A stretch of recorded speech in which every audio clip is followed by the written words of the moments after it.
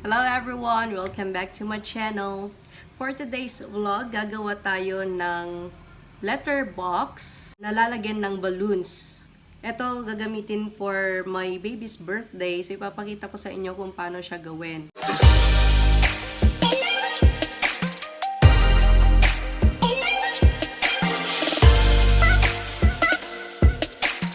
By the way, these are the materials na kakailanganin natin. So these are the materials that we'll be needing. So kailangan natin ng plastic cover kasi transparent yung gagawin natin para makita yung balloons na nasa loob ng box. Tapos we also need scissors. Kailangan natin ng glue. Kailangan natin ng pencil, ng ruler, ng scotch tape. Tapos hard paper, matigas na papel para at least tumayo or makabuo tayo ng box using this. Tapos, kailangan din natin ng sticker paper na pinagprintan ko ng design. Tapos, ikakat ko lang ito para makuha natin yung 2 inches na ginawa kong strip or tape. Tapos, syempre, pangalan ng baby. So, 4 boxes ang gagawin natin. So, I have here 4 letter name din. So, yun yung mga kailangan natin. So, first things first na gagawin natin is magsusukat tayo dito using the hard paper. Susukatin natin ito. At kailangan tig 2 inches lang ang kakailanganin natin. So, 1, 2, 3, and 4. Apat yan.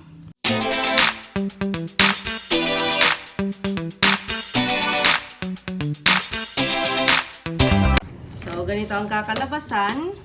And I already have here the other 11 papers. Meron na lahat yan. So, ang gagawin na lang natin ngayon is cut the strip of paper. So, of course, using our scissors, ikakat lang natin.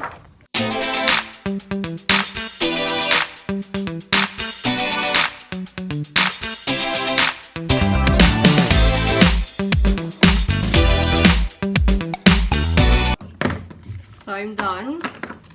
By the way, kung wala pala kayong hard paper na mabibili sa mga school supply store, pwede kayong gumamit ng folder. Di ba makapal din yun? So, you can also use that in making your transparent letter box. So, set aside ko lang ito para isunod ko naman yung nasa sticker paper natin na pang-design natin. So, since construction theme ang gagawin ko, or ang theme ng party ng baby ko, kumuha na ako ng strip or tape design sa Google.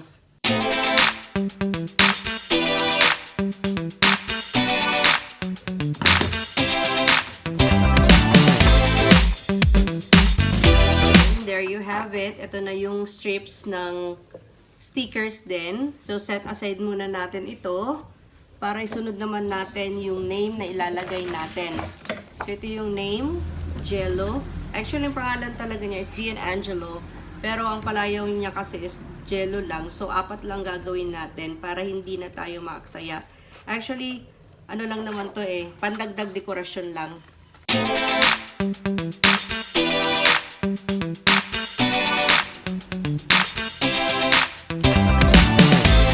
So, I'm done. Next step na tayo ng ating gagawin. So, set aside lang natin yung name dito. At mamaya, pag natapos na, kakailanganin natin yan. Okay, so kuha tayo ngayon ng strip of hard paper na 16. Tapos, 16 strips of tape. So, set aside natin yung sobra. So, ang unang natin gagawin is, lalagyan muna natin to ng construction tape as a design. So, 16 lang kasi yung tiga-4 na sides lang per box ang lalagyan natin, yung nakaharap lang. Kaya 16. So, start na tayong maglagay. Peel off lang natin yung sticker. Tapos, ilalagay natin siya sa gitna. Ito lang po.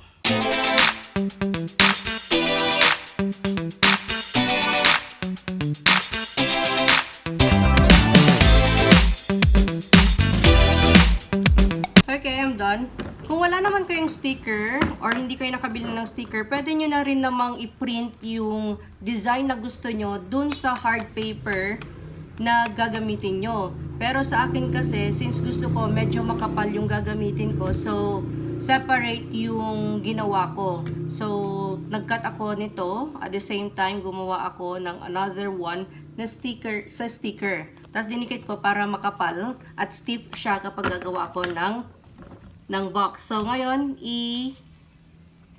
tupi na natin to, fold natin into 2. Lahat, kasama yung mga hindi nalagyan ng stickers. So, gawin muna natin to.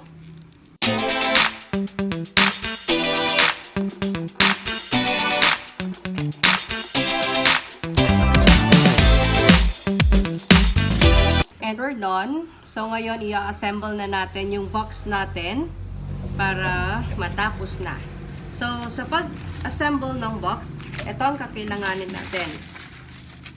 So, isang may design at 3 na wala. So, ang gagawin natin, mag-create lang tayo ng box na pattern.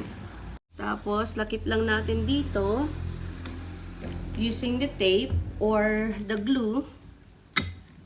Lagyan natin dito para hindi siya gumalaw. Then, another tape naman dito sa end to end niya. Dito. So, tape lang natin to. And there you have it. Meron na tayong L shape. So, gagawin natin ito ng paulit-ulit lang hanggang sa makakreate tayo ng box. So, dito ulit sa kabila. I-align nyo lang ng maayos. Then, put a tape or glue.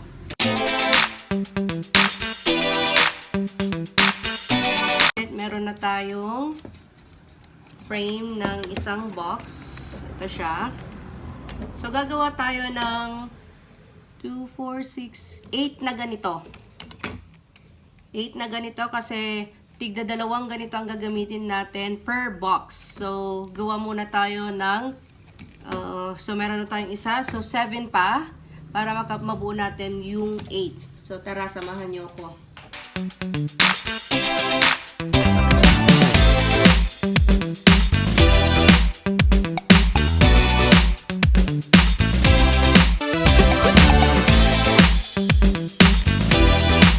Okay, I'm done.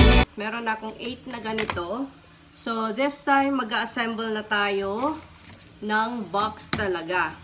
So, using this one, ito yung pinakaharap niya. So, ang gagamitin natin para makabuo tayo ng box is 2 ganito. So, 2 may ganito. Tapos, 2 wala.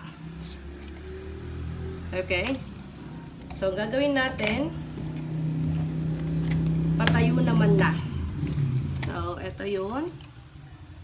So, ganito ang gagawin natin.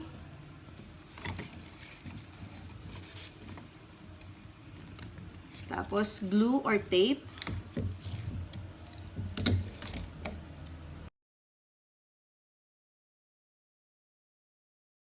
So, ito na siya.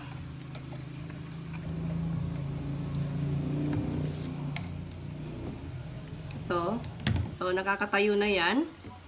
Tapos, ulitin lang natin sa mga sides. So, basta ang ilalagay nyo dito sa may harap is same na may design.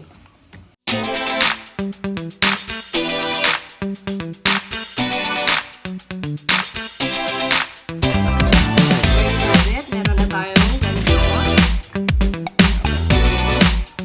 Tapos, after that, kukuha tayo nung ginawa nating isang box na ganito. Tapos, ipapatong lang natin siya dito. Patong lang natin, then iti-tape lang natin side to side ulit. Tapos, there you have it, meron na tayong box. So, ito na yung box natin.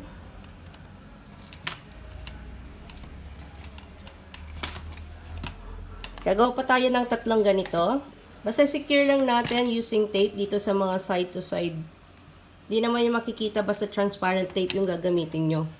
So, ito. Tapos mamaya lalagyan natin ng plastic cover. Pero gawin muna natin yung other 3 para minsan na lang paglalagay. So tara, samahan niyo pa ako. So there you have it. Meron na tayong 4 boxes. So ang next na gagawin natin is lalagyan natin ng plastic cover yung mga dito na part.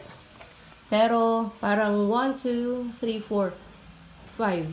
5 na butas lahat ng tatakpan natin. And we're not going to put any plastic cover on the top kasi dyan natin ipapasok yung mga balloons na ilalagay natin. Tapos, syempre, makikita yung balloons since transparent plastic cover yung gagamitin natin. So, tara, samahan nyo ako maglagay pa ng mga plastic cover on these boxes.